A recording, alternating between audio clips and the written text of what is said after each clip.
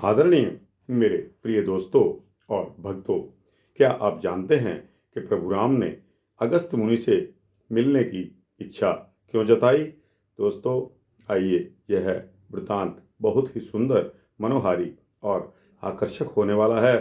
अतः आपसे निवेदन है कि इस सूक्ष्म वृत्तांत को लगभग 8-10 मिनट का जो होने वाला है, इसके अंत तक बने रहिए मेरे साथ।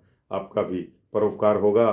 तो दोस्तों, बिना समय गंवाए इसको शुरू करते हैं। दोस्तों, जब प्रभु राम, सीता और लक्ष्मण अगस्त मुनि के आश्रम में पहुंचे, वहां पहुंचकर उन्होंने ऋषि के शिष्य से भेंट की तथा अपना परिचय देकर कहा कि मैं अपनी पत्नी व भ्राता के साथ ऋषि के दर्शन करना चाहता हूँ। शिष्य ने जाकर श्री राम का निवेदन ऋषि को जा सुनाया। महर्षि हर्षित होकर बोले कि बस जाओ, उन्हें आनंद पूर्वक लेकर आओ।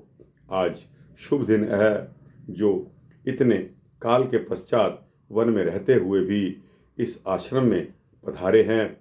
मेरी भावना थी कि वे एक बार तो इस आश्रम में जरूर पधारते। इस पर शिष्य शीघ्रतापूर्वक वापिस आया और तीनों को आश्रम में ले गया। इतने में महर्षि अगस्त भी यज्ञशाला में शिष्यों सहित पहुंच गए। श्री राम लक्ष्मण ने ऋषि का चरण वंदन किया। तत्पश्चात सीता ने चरण वंदना की और तीनों ने हाथ जोड़कर ऋषि के सामने खड़े हो गए। महर्षि ने आगे बढ़कर राम लक्ष्मण को हृदय से लगाया और आसन, जल व फल फूल से आतिथ्य सत्कार किया तथा कुशल समाचार पूछने लगे। दोपहर भोजन के पश्चात महर्षि अगस्त ने राम लक्ष्मण को अपने समीप बुलाया और बोले कि हे राम, तुम तो महारथी हो, धर्म का आचरण करने वाले, सही अर्थों में राजा के योग्य हो। तुम मेरे प्रिय अतिथि के रूप में आश्रम में पधारे हो, इसलिए इस आश्रम का कुलपति होने के नाते तुम्हें आदर के योग्य व सम्माननीय मानता हूँ।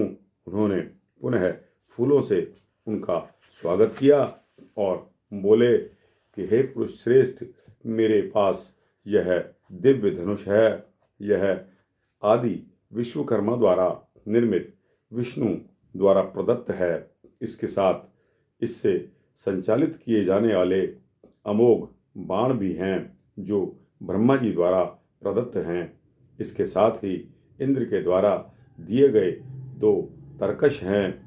ये तरकश इस प्रकार के यंत्र रूप हैं जिनसे तीरों का निर्माण निरंतर होता रहता है। ये कभी बाणों से खाली नहीं होते। ब्रह्मा के दिए हुए बाण से इन तरकश के तीरों को संचालित किया जाता है।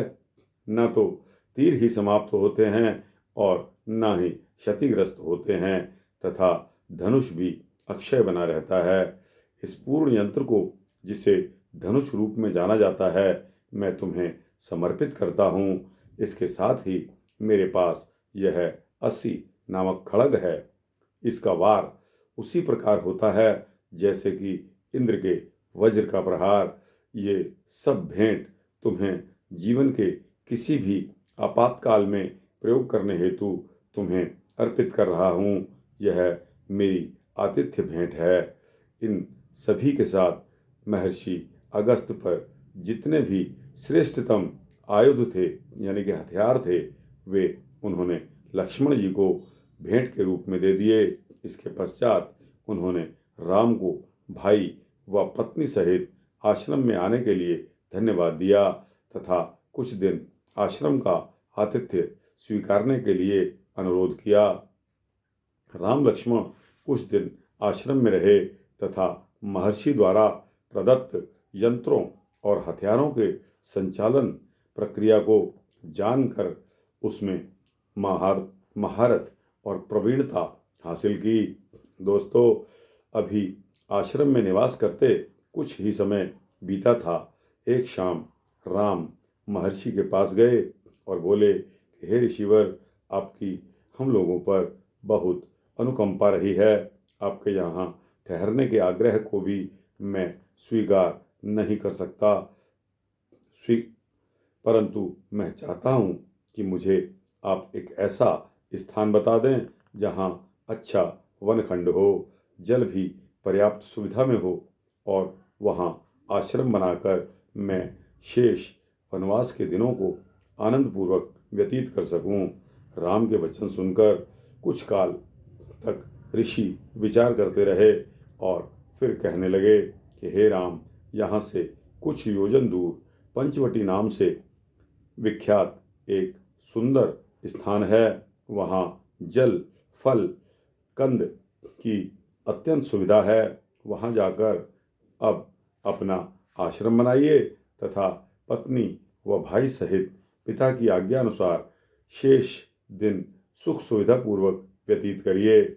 मुझे आपके अभी तक के जीवन तथा मेरे साथ आगे आश्रम में ना रहने की भावना का ज्ञान व आभास हो चुका है।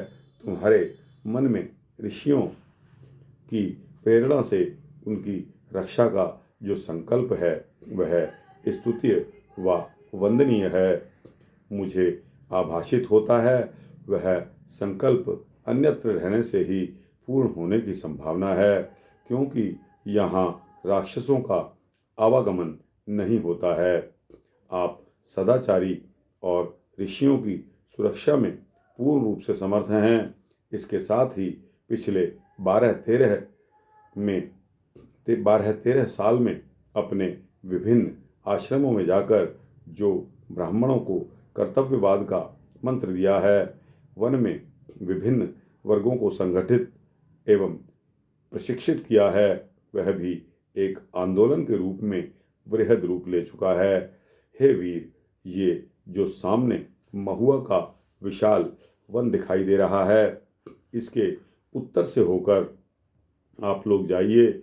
आगे बरगद के वृक्ष हैं, जहाँ से कुछ दूर तक ऊंचा मैदान है। मैदान को पार करने पर आपको एक पर्वत दिखाई देगा। उस पर्वत से थोड़ी दूर पर ही पंचवटी नाम से प्रसिद्ध सुंदर वन खंड है। इस प्रकार की जानकारी प्राप्त करके तीनों ने ऋषि की चरण वंदना की और निर्देशित पद की तरफ चल दिए। दोस्तों, अब आप समझ गए होंगे कि अगस्त मुनि से मिलने का प्रभु राम का क्या प्रयोजन था। दोस्तों, प्रभु राम को कितनी तरह की शक्तियाँ, धनुष, अमोघ बाण इत्यादि, लक्ष्मण जी को भी इतनी शक्तियाँ मुनि अगस्त ने भेंट के रूप में दी और ये कहा कि आपातकाल में ये आपके काम आएंगी। दोस्तों, यह सूक्ष्म वृत्तांत यहाँ समाप्त होता है। आपको कैसा लगा? अच्छा लगा हो तो इसको लाइक और शेयर करते हुए अपने दोस्तों, भक्तों, जिज्ञासुओं, मित्रों को भेजना। और दोस्तों, इस चैनल को सब्सक्राइब कर देंगे तो आपको इसी तरह के भक्ति वृत्तांत मिलते रहेंगे। जय श्री सीता रामचंद्र भगवान की जय।